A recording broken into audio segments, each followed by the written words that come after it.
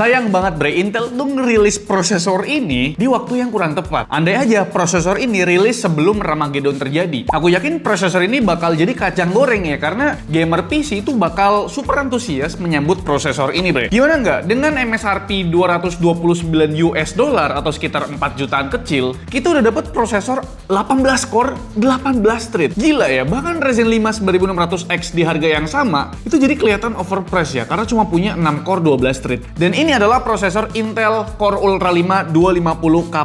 Ini BTW aku boxnya ngeprint sendiri karena memang ternyata belum dijual di Indonesia ya. Dan ini dia PC yang akan kita gunakan untuk review prosesor ini bre. Kalau aku bilang bre, perilisan seri Core Ultra 200S Plus ini kayak jadi ajang penebusan dosanya Intel yang lumayan babak belur pas awal perilisan Core Ultra 200 series alias Arrow Lake Ace. Isu pertama, user harus beli motherboard baru dengan chipset Intel 800 series karena Intel Arrow Lake merupakan platform baru.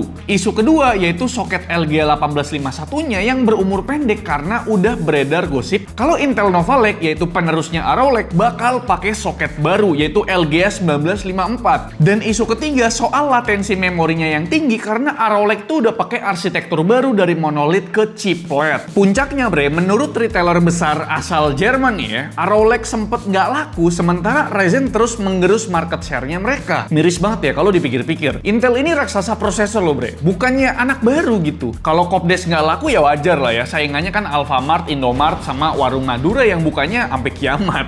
Makanya wajar Intel tuh coba melakukan penebusan dosa dengan menghadirkan seri Core Ultra 200S Plus yang salah satu SKU-nya adalah prosesor yang bakal kita review lengkap ini. Core Ultra 5 250K+.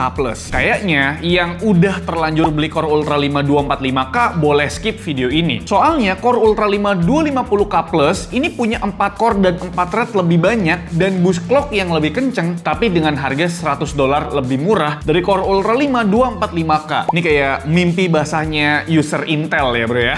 Karena memang bener-bener ini baik hati sekali Intel. Ya udahlah bre, langsung aja kita masuk ke pengujiannya. Tapi sebelum itu kita mau nge-spill dulu ya test bench atau spesifikasi yang dipakai untuk nge-review prosesor ini. Kali ini kita pakai full dari MSI dengan tema serba putih ya. Mungkin kalian bisa tiru juga untuk rakitan PC dari MSI ini ya, full dari MSI. Pertama motherboardnya, ini pakai yang budget-budget aja lah ya, pakai yang terjangkau aja, yaitu MSI Pro B860P Wi-Fi. Tetap ada Wi-Fi-nya di sini nih ya.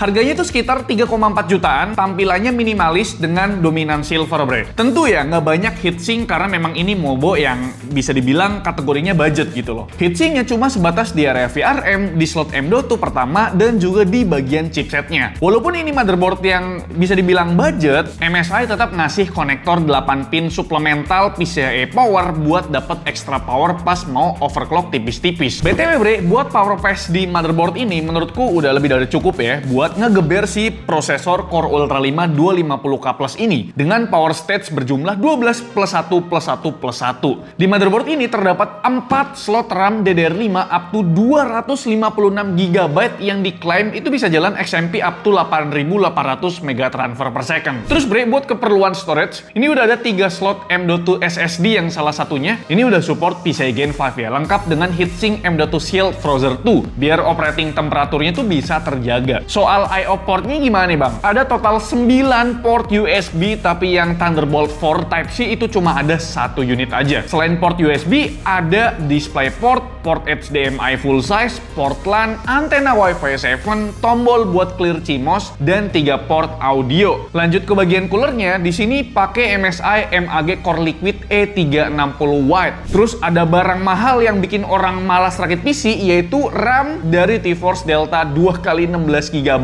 alias 32GB dual channel DDR5. Ini kayaknya yang paling mahal di sini ya. Next, buat SSD-nya juga ikut mahal ya, yaitu MSI Spatium M460 kapasitasnya 1TB.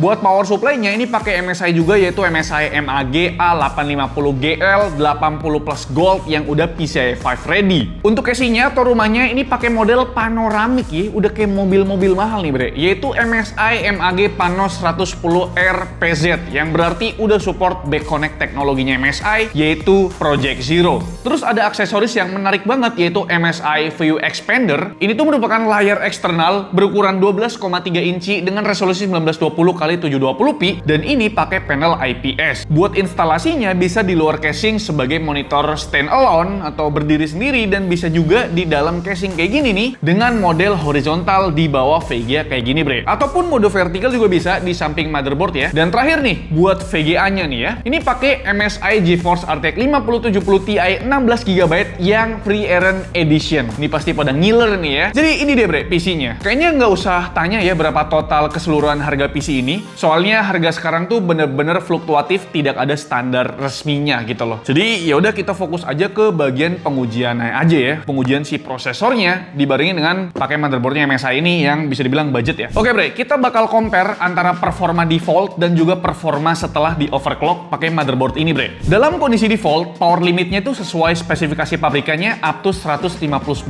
watt dan speed memorinya juga jalan sesuai spek tertulis di 5600 megatransfer per second. Sedangkan buat overclocknya, kita pakai fitur one click overclocking yang ada di MSI Click BIOS X. Jujur overclocking di era sekarang udah jauh lebih simple ya, karena UI BIOS-nya tuh ya makin intuitif gitu. Udah gitu ada fitur one click yang bener-bener ngebantu orang awam ya buat dapetin extra performance dari PC-nya. Jadi kita pakai MSI Performance Preset yang ngelepas power limitnya up to 250 watt. Terus kita overclock RAM-nya juga ya pakai memori Tri-It yang emang sesimpel ini bre. Tinggal pilih speed-nya berapa, terus apply dan langsung kita tes gitu ya. Jadi gampang banget. Jadi kita coba cari speed yang paling optimal di sini. Percuma kenceng kalau nggak optimal kan. Dari 4 kali percobaan, mulai dari 6000 megatransfer per second, 6400, 6800, dan 7200 megatransfer per second. Ketemulah speed yang paling optimal di speed 6400 bre. Yang speed 6000 multicore score-nya itu jelas lebih rendah dari speed 6400 dan latensinya paling tinggi. Speed 6800 emang multicore score-nya itu lebih tinggi 0,2% dari speed 6400, tapi latensinya jadi lebih parah di 4%. Dan buat speed 7200 entah kenapa selalu blue screen bre.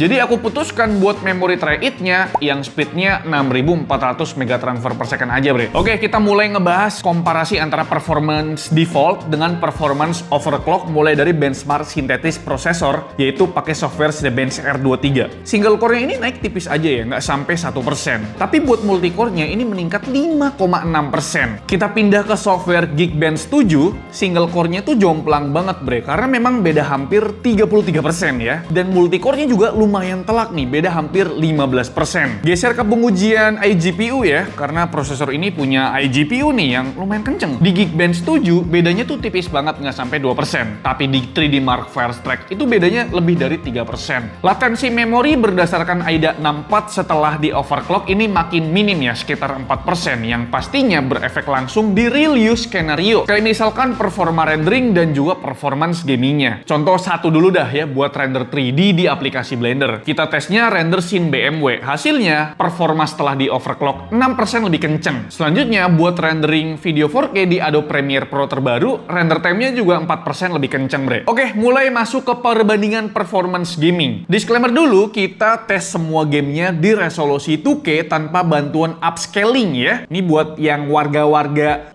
bisa dibilang benci DLSS, ini video yang tepat ya. Terus ini juga tanpa mengaktifkan ray tracing ya, alias ya performance native dari PC rakitan kali ini bre. Tentu semua game kita mainkan di preset rata kanan kecuali game CS2. Mulai dari game Cyberpunk yang perbedaan performanya bener-bener minim ya, cuma beda 0,4% aja di rata-ratanya. Di game Doom The Dark Age juga bedanya minim bre. Paling kelihatan di minimum FPS-nya yang beda 1,6%. Next ada Horizon Zero Dawn yang lagi-lagi cukup mirip performa antara kondisi default dan setelah di overclock. Tapi di sini bre, selisih rata-rata FPS-nya lebih gede dari selisih minimum FPS-nya. Agak anomali BTW ya. Kalau di game Black Myth Wukong, perbedaannya cukup kontras terutama data minimum FPS yang beda lebih dari 6%. Di game Forza Horizon 6 juga minimum FPS-nya lebih kelihatan beda ya, sekitar 5%-an lah. Terus ada game Monster Hunter Wilds yang data minimum FPS-nya lebih jomplang lagi ya, sekitar 8% bre. Tapi yang paling jauh data minimum FPS-nya ada di game Hogwarts Legacy karena bedanya tuh lebih dari 12%. Oke, sekarang kita mulai masuk ke game-game kompetitif yang cenderung CPU bound, mulai dari Delta Force yang performanya nggak beda terlalu jauh ya. Cuma sekitar 2-3% aja. Kalau di game CS2, perbedaan minimumnya tuh lumayan jomplang, sampai 5%-an. Latensi in-game-nya setelah di overclock juga sedikit lebih rendah, bre. 3,4 milisecond berbanding 3,2 milisecond. Tapi yang paling kontras perbedaan performance-nya ada di game Dota 2 yang selisihnya tuh hampir 15%. Dari sini bisa kami simpulkan kalau hasil formula overclock yang kita tes itu bisa menekan angka minimum FPS yang seoptimal mungkin, yang efeknya tuh tentu bikin gaming experience-nya lebih stabil, bre. Dari 10 game yang kita tes, peningkatan minimum FPS-nya tuh udah mendekati 6%, yang menurutku bukanlah angka yang kecil ya buat sebuah hasil overclock ala-ala kadarnya. Sedangkan buat performa rata-ratanya, dari 10 game yang kita tes, meningkat lebih dari 2,5%, yang lagi-lagi udah cukup memuaskan lah buatku pribadi. Dikala performa rendering dan performance gamingnya meningkat sampai 6%, apakah konsumsi daya dan panasnya cukup worth it? Berdasarkan data dari HW Info yang kita rekam pas stress test di Cinebench R23 selama 10 menit, rata-rata clock speednya itu meningkat 4% dengan fan speed yang juga jadi 6% lebih kenceng, bre. Terus suhu prosesornya naik 6%-an, yang berarti performanya masih worth it ya. Tapi coba kita lihat angka TDP-nya. Ternyata naik lebih dari 10%, bre. Ya, sayang banget nih, bre ya. Formula easy overclock pakai Mobo MSI B860P Wi-Fi dari kita masih kurang layak. Kayaknya memang kita harus banyak belajar dari suhunya per ocean duniawi, yaitu Pak Alfa Jonathan ya. Collab kali kita, Bang. Collab kali kita, Pak.